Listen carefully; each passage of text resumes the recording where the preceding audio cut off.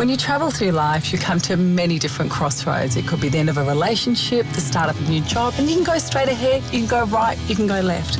But when you become a mum, it's a T intersection. You can't go straight ahead. You need to change direction. You've just got to work out which direction to take.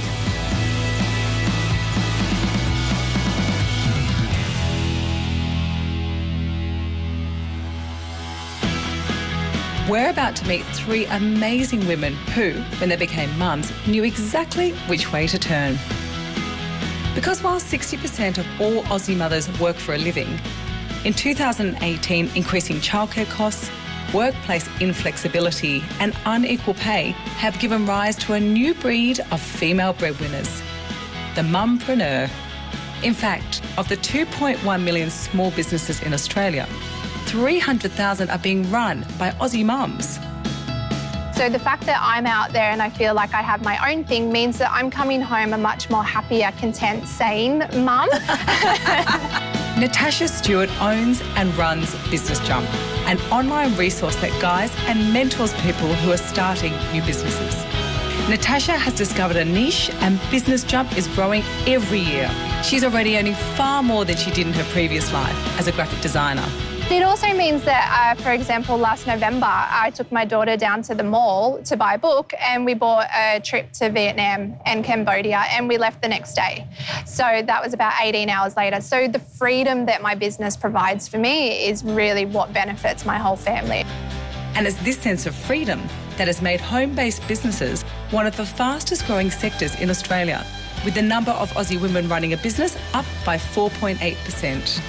And one of those women is Simone Riviere, a mum who turned her love of pets into a very smart business.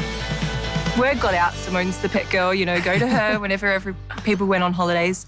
And I just got so busy that I was turning work away. And I thought, well, why not turn this into a business? I put a lot of ads out, Gumtree, Facebook, you know, social media, that sort of thing. And it just happened, like it felt like it was overnight. Simone's business grew so quickly, she had to expand her workforce from 1 to 8.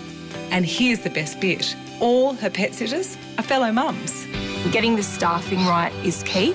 I've learnt now that it's better to put a lot of time and effort into making sure I hire the right person rather than the first person. Blacktown pet sitting doubles in size each year and Simone has exciting plans. It's a bit hush-hush at the moment, but big things are coming. I really can't give away any more secrets. That's fine. That's right. The mumpreneur you're about to meet is starting a brand new business and it's something very close to my heart. Libby Harkin was a lawyer turned freelance copywriter.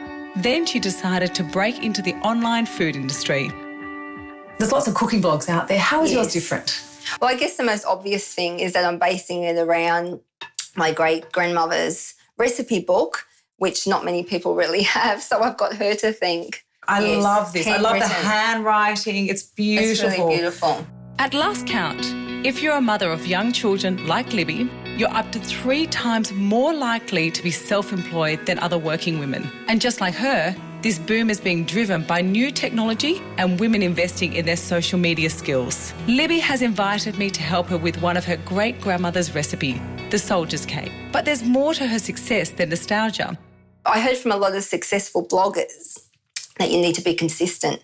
So I thought, okay, 1 recipe every week. Cool. And I thought I'd stick to that schedule, and so far it's working quite well. Just like Simone, Libby started cooking with Nana Ling on a shoestring. She taught herself to build the website and is financing its growth with the income from her copywriting business. And it's a family affair, with daughter Zara styling for the snaps. This is the part I've been waiting for. And although I'm obviously a healthy chef, I love that you stayed original, and it's a really tasty, tasty cake. It's got the butter, the sugar, the fruit, the flour, but it's just the way your Nana would have loved it as well. Exactly. But before we go, Natasha from Business Jump has a little last-minute advice for all the mums out there who have been inspired and want to join the ranks of Australia's mumpreneurs.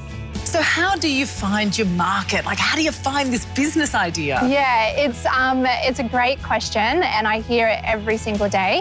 I think a lot of people get stuck on the fact that they have to have a passion, and yes, passion is definitely important, but when I started Business Jump, I didn't go into it thinking, this is my passion, this is my purpose, I absolutely know that this is what I want to do. It actually hit me about 6 months later.